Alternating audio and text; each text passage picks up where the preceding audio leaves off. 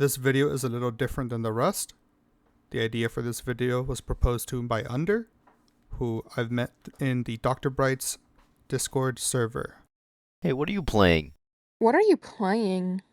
What is SCP Secret Laboratory? What game are you playing? The SCP Foundation is one of my favorite pieces of fiction that I've been introduced to. The SCP Foundation is a secretive organization that was founded a little over 200 years ago. Their whole shtick is finding what they call anomalies, which can range from something as mundane as a cap that renders you invisible by having people ignore you to something as extreme as the Scarlet King, who is a multi-universal eldritch entity that thrives on chaos, death, and destruction. Now you may be asking, what does SCP stand for? The founder had a motto: secure the anomalies, contain the anomalies, protect humanity. SCP is also a designation. SCP-268 is the cap I mentioned, and SCP-001 is the Scarlet King, who is one of many SCP-001 proposals to hide the real SCP-001. This piece of fiction has spawned so many outrageous, funny, and horrific stories and creepypastas. It didn't just stop at stories though. This wide universe of infinite potential has gotten people to make these spaces playable. You have SCP-3008, the Infinite IKEA on Roblox.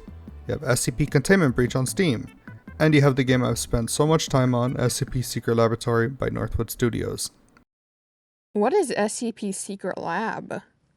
I'm so glad you asked, Creative! On the Steam page itself, deep within a secure underground facility, a sudden containment breach allows many of the secured anomalies to escape from their chambers. Assist the Foundation in resecuring the facility, help the insurgency in their goal to capture it, or wreak havoc as an SCP in a frantic bid to escape. That description is as vague posting as Secret Lab can get. I sure hope I don't explode. I'm walking you! Because it's way more chaotic than that. If I take those drugs, can I blow up? Whether you play on official or modded. You're covered in my balls! There are 3 teams: the Foundation, the Chaos Insurgency, and the SCPs. The Foundation's goal is to help scientists escape, the CI's goal is to help D-Class escape, the SCP's goal is to kill everyone in the facility. What are SCPs? The SCPs you can play as are SCP-173, the Living Sculpture or Peanut. Don't blink or your neck gets snapped.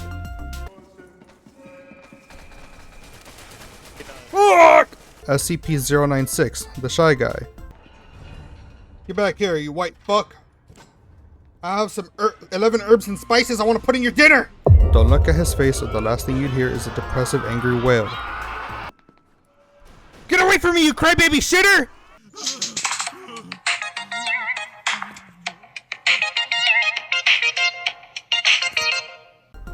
SCP-106.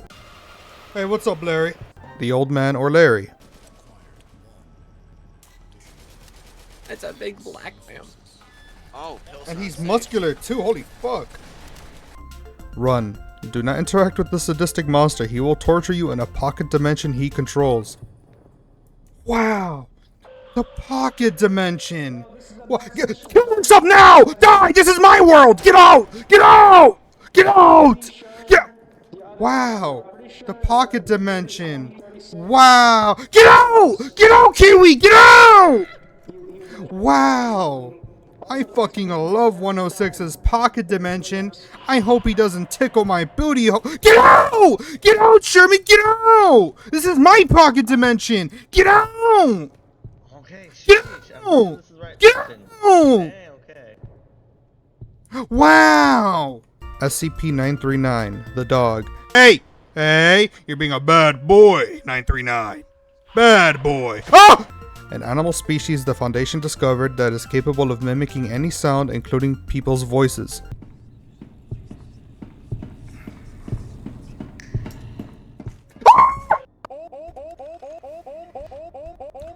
SCP-049. The Plague Doctor. One touch from this 18th century doctor will have you craving for brains. Let me out. Oh my god! You were trapped, bro! The game said nuh-uh! SCP-079.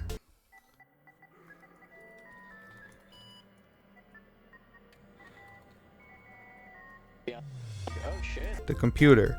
A sentient machine that is isolated from all networks and the internet. It is hostile to life. There they are, the last two. And there we go. There we go. Now that you've got a brief introduction and summary of SCP Secret Lab, we can move on to... I love Jack Bright. He's a very good friend of mine, a very big one, very bigly indeed, I endorse him. Dr. Bright's is not an official server, and it is not vanilla. It is modded, and that's what hooked me further, as the vanilla experience wasn't that interesting after a while, and it did bore me. Since 2020, I've been playing on Dr. Bright's mainly, but I've had my fair share of time on Banana's Bungalow, Chaos Theory, and King's Playground. Nothing quite hits as well as the experience on Bright's. You have SCP-035, the Possessive Mask, as a custom SCP where if an alive player picks up an item, their body gets taken over by another player, and that new player is now SCP-035. There's also general quality of life improvements, for example, Foundation staff, which include guards, MTF, and scientists, don't trigger Tesla gates, but on some unofficial servers and all official servers, everyone triggers Tesla gates. Around 2022, Dr. Bright's introduced event servers. These were special servers where you would get to participate in chaos and randomness. The events you could participate in that I can recall from memory were Zombie Tag, 939 Hide and Seek, Simon Says, and Last to Survive, which was pretty much just a battle royale. Event staff didn't dictate what events would be all the time. They'd make people participate in challenges so they'd get to dictate what event the next round could be. There really were no specific events, it was just human creativity, so you could theoretically have one guy and 20 peanuts fight it out in the 049 containment just because you wanted to, or shrink Peanut down to 1 inch and make people run for their lives trying to survive a tiny peanut. It was hectic, and it was fun. A year or so afterward, Dr. Bright's event servers were taken down, but they were a precursor to...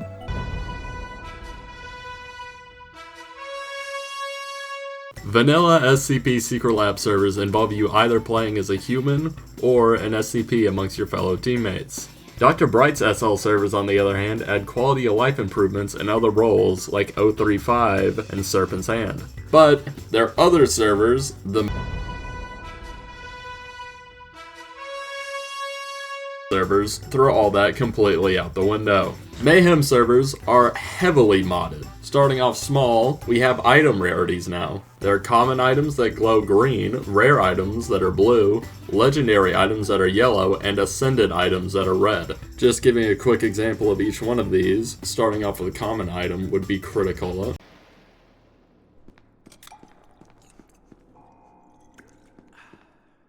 An SCP-207 that grants you 20% movement speed and a 40% chance to crit strike.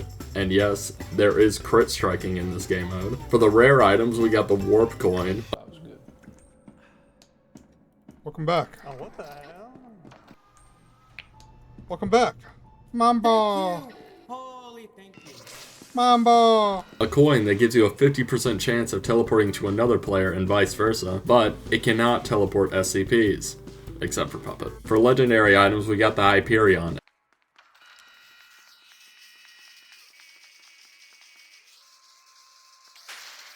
A jailbird that has infinite uses and grants explosive damage every time you use its charge. Not only does it deal explosive damage, it also heals the person using it while giving them a 10% damage resistance. For our ascended item, we have the Pocket Nuke. Oh yeah, that thing right here. A grenade that once it blows up, it releases a huge explosion that not only irradiates whatever it catches, but also does lots of damage to the SCPs. Now, those four I just listed off are the base rarities for all items, but there are two that I didn't mention. Upgraded items, which have a cyan glow, and admin items that have more of a pink glow. Upgraded items are made, you guessed it, by upgrading custom items. If you take the warp coin that I talked about earlier and put 914 to very fine, there's a chance it could be upgraded to the hot swap. The hot swap coin guarantees you and another player swap positions wherever you are on the map. An admin item, on the other hand, is the elixir, an anti-cola that grants a variety of buffs that makes you as close to God as possible. In order to get an admin item, you need to have an ascended item called the Hell's Reckoning. It's a jailbird that once equipped, you cannot unequip it or else you will die. You have a 2 to 3 minute timer to kill an SCP or the jailbird kills you. Once you kill an SCP with the Hell's Reckoning, you gain an admin. But with the items out of the way, we move on to the SCPs. Unlike in other modes,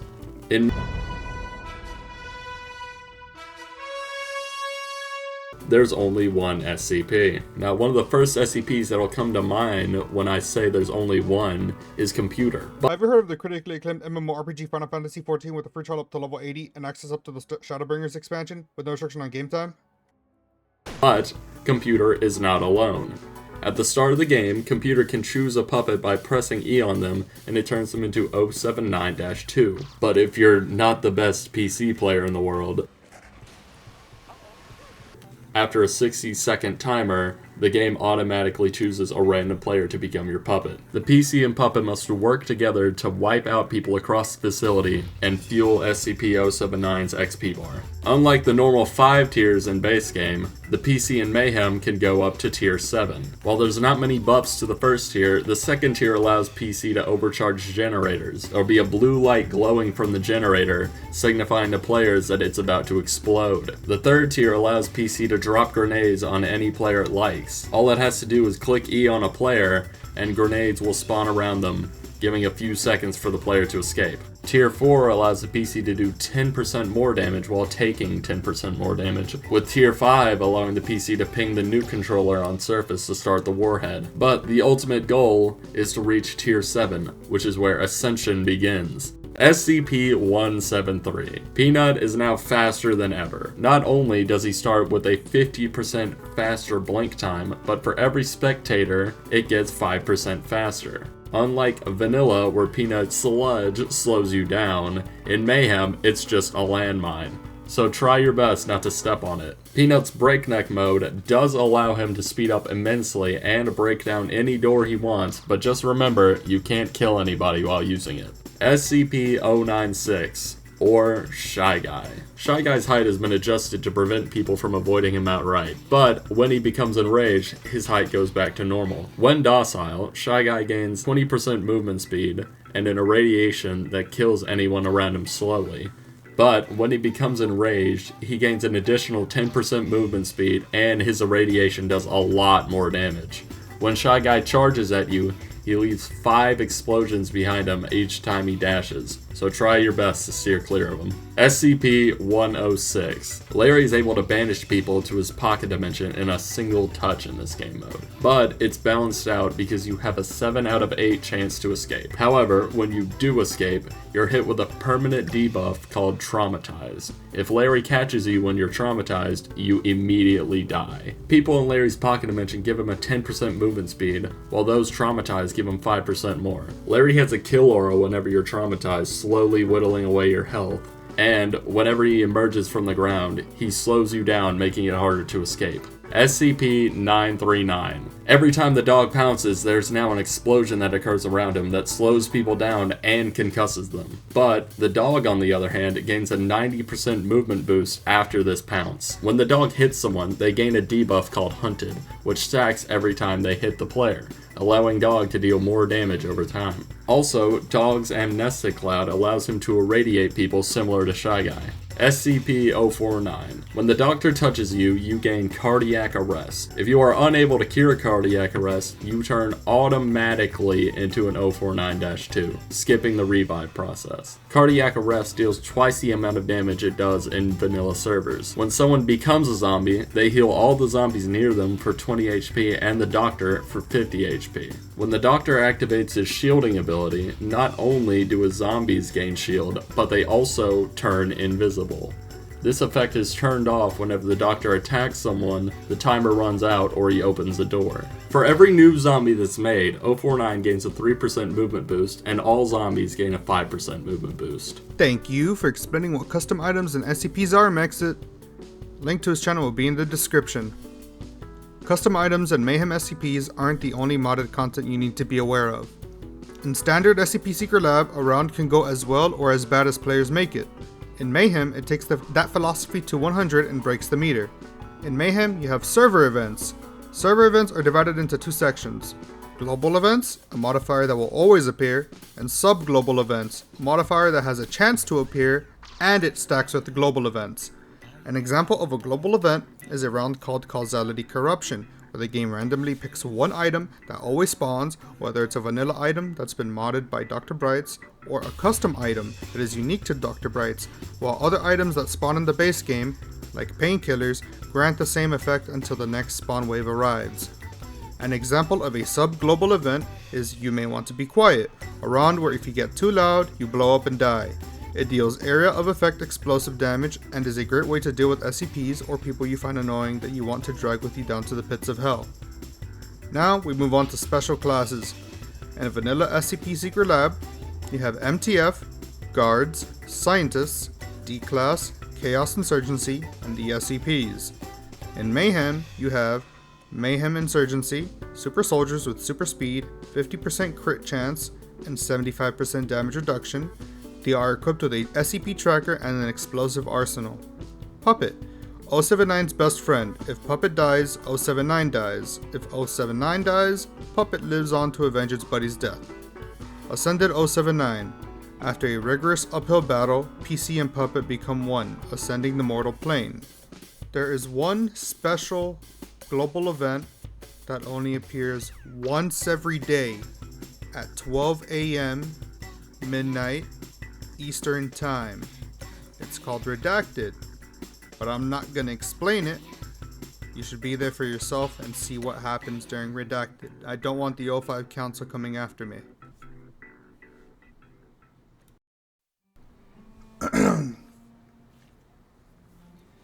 SCP Secret Lab has a great community behind it, with devs that do care about the game. Every major update shifts design and gameplay, and it ripples onto unofficial servers like Dr. Bright's. When the core game improves, experiences like Dr. Bright's improves.